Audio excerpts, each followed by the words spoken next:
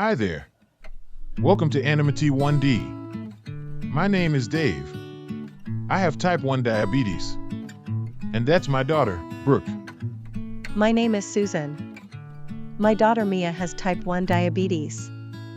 And my name is Lisa. I am a diabetes educator and also have type 1. At Anonymity 1D, our goal is to break down the different aspects of type 1 diabetes so it is easier to understand. In this video, we go over why we count carbs and how. Please remember that this is for informational purposes only and is not meant to replace your doctor or care team. Please like and subscribe to our channel if you like our content. Let us know in the comments what else you would like to hear about. Thank you. Hi Dave, nice to see you again. You too. I would not miss a chance to get ice cream from here. It is so good. We love this place too. This was the girls' idea. Dad, can I get strawberry, please? Me too. That's my favorite. Me too. I want strawberry too. Sounds good. Mia, do you want a cup or a cone? A cup, please. A cone gets messy. Let's order so we can dose for our ice cream before we eat. Dad, why do you need to take insulin before you eat? I see you do that every time. Brooke, that's a good question. Let me first explain what happens in your body when you eat anything with carbs, like ice cream. When you eat ice cream, your body breaks it down to glucose, which then gets into your blood. Glucose is our main source of energy, so, from your blood, it makes its way to different parts of your body. Once it gets there, it needs a key to get into the cells. That key is insulin. Insulin has to be ready to open the door so the glucose can get into the cells and provide them their energy. Brooke, for you, when you eat ice cream, as your blood sugar rises, your own body makes insulin to let the glucose into the cells. But Mia, Lisa, and I have type 1 diabetes, so our body cannot make insulin. We need to take insulin before we eat so that it is ready and waiting when we eat carbs. How do you know how much insulin to take? Is it always the same amount?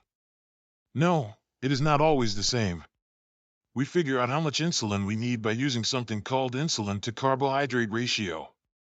This tells us how many carbs are covered by 1 unit of insulin. In other words, how many keys do I need to send in when I eat carbs? How do you know how many carbs are there in ice cream? When I was diagnosed, I used different carb counting books. Nowadays, the internet is very useful and there are many apps that help with carb counts. Brooke, for foods that don't come pre-packaged, like ice cream, there are different methods that help with carb counting. The accurate way of counting carbs is by weighing food with scales, measuring cups and spoons. Another method is carb exchanges. Here, 1 carb exchange serving is 15 grams. Some examples are 1 cup of milk, 2/3 cup of plain yogurt, 1 slice of bread, and 1/3 cup of cooked rice. This helps remember carb counts and portion sizes for common foods. If you don't have access to measuring cups and scales, like when you are at a restaurant, you can use your hands as measurements. For example, a fist is 1 cup of cooked rice, 1 cup of cooked pasta, or half a cup of legumes. The palm of your hand is 1 slice of bread or 1/2 a small bagel. Your thumb is 1 tablespoon, which is helpful for measuring things like ketchup, peanut butter, or jelly. All methods work well, and with time, you get comfortable guessing the carbs without scales and measuring cups. Now, some foods and snacks are easier because they come packaged. Do you know the granola bars I eat? The nutrition label tells me all that I need to know. I first look at the serving size, which is usually a full bar, and then look for the total carbs. For the bars that I usually have is 43 grams for 1 bar. Dave, speaking of reading labels, are you eating any carb balance or carb smart foods? I have been curious about them, but not yet. When Susan, you and I meet over coffee, I will show you how to read those labels. Carb counting for those foods is not straightforward. I have a question. Why did Mia's mom need to know if Mia was going to have a cup or a cone? Does the cone have carbs too? That's right. It does. If Mia was going to have the cone, she would need insulin for that. How much of the cone she would eat also matters. Can Mia eat first so you can know how much of the cone she will eat? Brooke, let's look at what happens inside your body when you eat ice cream. Your body breaks it down almost immediately to glucose, which makes the blood sugar rise. Your pancreas responds to the rising blood sugar and makes insulin almost immediately. These insulin keys then open the door, send the glucose into the cells, and blood glucose comes down. As the blood glucose level drops, the insulin level also comes down. Now let's look at what happens with Mia. Her blood sugar rises the same way, but her body does not make insulin. We have to give it to her. Unlike our body's own insulin, this insulin can take 10 to 15 minutes for it to work. And then, it works for 3 to 4 hours. Only if I give it to her before she starts eating, will the insulin be ready to open the door and send the glucose in. If I give her insulin after she eats, the insulin starts working after her blood sugar starts rising and keeps working even after her sugar starts coming down. So her blood sugar may be very high and then crash. Dosing before you eat is the best option, but it can get tricky. With younger kids, folks with texture issues, and kids who are just not sure what they will eat, it is sometimes safer to dose after they eat. When Mia was diagnosed, we were dosing after she ate because we were not sure how much she would eat. As she got older and was able to tell us how much she was going to eat, we started dosing earlier in her meal. Lisa, you and I both had strawberry ice cream in a cup, but you took more insulin than me. Do I need to take more too?